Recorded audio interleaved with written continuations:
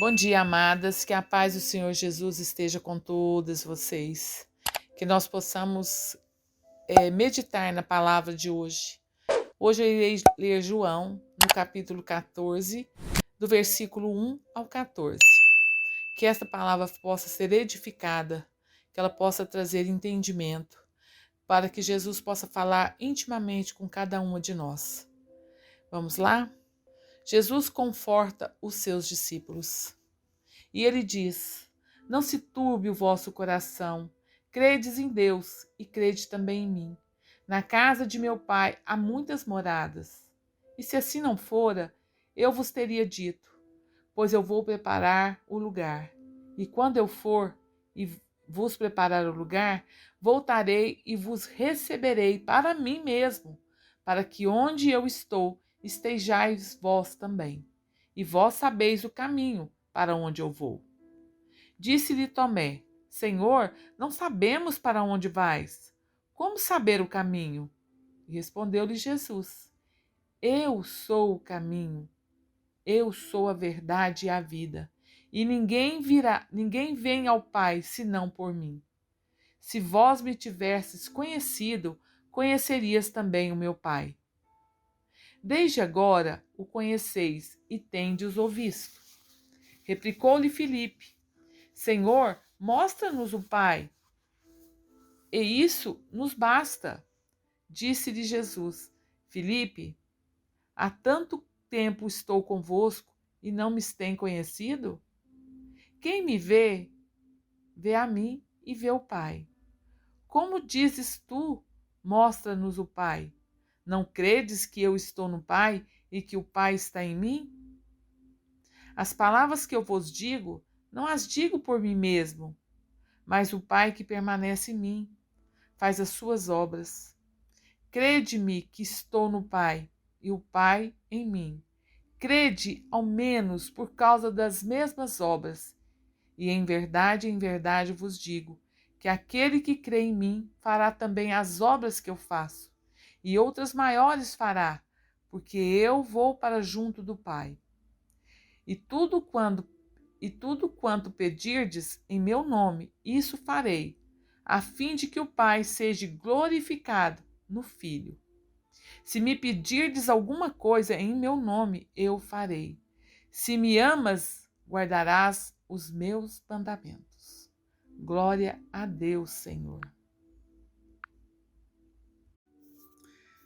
Vou fazer uma breve reflexão do capítulo 14, do versículo 1 ao 14, para que a gente possa ter uma ideia, né, do que Jesus queria nos dizer, do que ele nos falava da sua partida. A expressão usada por Jesus, a casa do meu Pai, pode ser referência ao céu ou ao templo do seu corpo. De que forma? Em João 2, Jesus diz: Não façais da casa do meu Pai a casa de negócios. Os judeus perguntavam a Jesus que autoridade ele tinha para fazer isso, e ele responde que se destruísse o templo, em 3 dias e o reconstruiria. A autoridade viria a partir de seu sacrifício na cruz. Em Mateus 28:18, no versículo 21, João diz que Jesus falava do templo do seu corpo. Paulo, em Coríntios 5:1, diz que tem uma casa eterna no céu que não foi feita por mãos humanas. Então, seria o corpo de Cristo e seu sacrifício na cruz a referência para essa expressão? Ou apenas casas em um grande condomínio do céu? É uma forma da gente refletir, né, o que Jesus estava nos dizendo. Em João 14:2, a expressão morada ou aposento, dependendo da versão da sua Bíblia, traz um fato na cultura hebraica, que as famílias moravam no mesmo lugar. Quando um filho casava, o pai abria mais uma morada ou um aposento para o filho morar com sua família, junto aos demais. Quando no versículo 3 Jesus diz que vai preparar um lugar, podemos concluir que ele não foi construir casas para morarmos. Ele estava dizendo aos discípulos que seu sacrifício na cruz nos tornaria filhos de Deus. Em João 1, 12 e 13, co-herdeiros, através da cruz teríamos o lugar na casa do Pai. Ele é o caminho, em João 14, 6, e nos tornou filhos por meio da sua morte e ressurreição, e por meio do Espírito Santo. Não somos mais apenas criaturas, somos filhos. O Espírito Santo ainda tem muito a nos ensinar através das Escrituras. Então nós devemos continuar a aprender e a entender o que Jesus tem para nos ensinar a todo tempo, quando ele fala da sua partida, né? Quando ele nos diz que o seu tempo é pouco ainda junto de nós, né? E no versículo 3, quando ele diz: eu vou vos preparar um lugar. O sermão de Jesus sobre a morte e a ressurreição se inicia em João 13 e termina em João 16. Por isso essa passagem em João 14, por mais que possa se referir à sua segunda vinda, também pode ser compreendida no contexto da morte de Cristo, visto que ao morrer ele nos tornou filho de Deus e nos deu o direito de habitar na morada que nos preparou. Por isso ele diz, no início do capítulo 14, não se turbe o vosso coração. Jesus disse essas coisas para confortar o coração dos discípulos diante das dificuldades que viriam através da sua morte.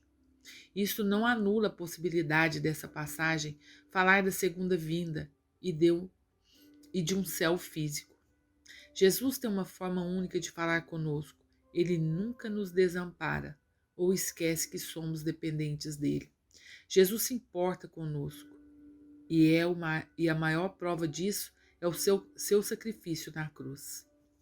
Jesus, ele poderia simplesmente nos deixar da maneira que ele quisesse, mas ele quis e ele sabia que tinha que nos preparar para que nós não sofrêssemos, né, com a sua partida, se nós ficássemos sem esperança. Aí ele diz: voltarei e vos receberei para mim mesmo. Eu voltarei ao Pai e eu vos receberei para mim mesmo. Jesus estava dizendo aos discípulos que ao ressuscitar, nós seríamos dele e que ao voltar da morte, ele nos receberia. Em João 6,39, Jesus diz que a vontade do Pai é que ele não perca nenhum dos que o Pai lhe deu, para que ao sermos dele, através da sua morte e ressurreição, possamos ser ressuscitados por ele nos últimos dias. Também em João 10,29, Jesus outra vez diz que o Pai deu a ele. Existe uma palavra profética nesse capítulo e é necessário crer que Deus fala conosco sobrenaturalmente sobre os fatos que virão, pois a prova disso são as Escrituras.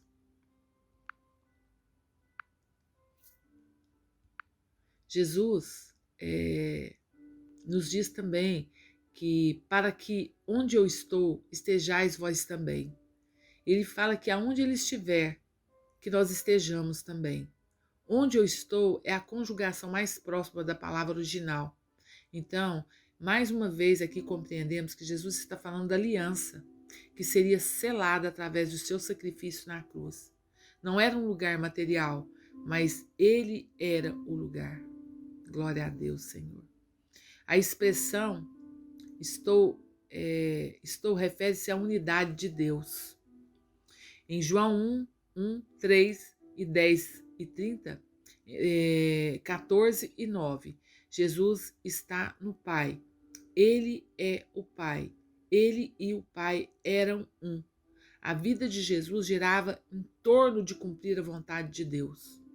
Em João 4, 13 e 15, tudo isso é confirmado, pois se tornaria possível através do Espírito Santo que habitava em nós. Nós estamos no Pai, como Cristo está em nós, através da salvação. Uma grande família por meio do Cristo. Somos co-herdeiros com Cristo, por meio do seu sangue. Somos selados como os umbrais das portas, uma demarcação de que somos dele e temos o direito à eternidade por meio dele. Glória a Deus, Senhor. Eu creio. Podemos observar que Jesus fala: vocês conhecem, vocês sabem qual é o caminho. Eu vou para o Pai, mas o caminho para chegar ao Pai sou eu, e vocês sabem quem eu sou, sabem que eu vou morrer, pois Jesus havia avisado diversas vezes aos discípulos que era necessário ele morrer. Eles sabiam do sacrifício, pois Isaías 53 já havia sido profetizado sua morte. O caminho pelo qual Jesus iria seria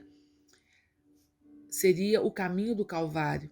Ele não estava falando da rua, mas estava falando da sua morte e ressurreição como meio ou caminho de alcançarmos a eternidade com o Pai.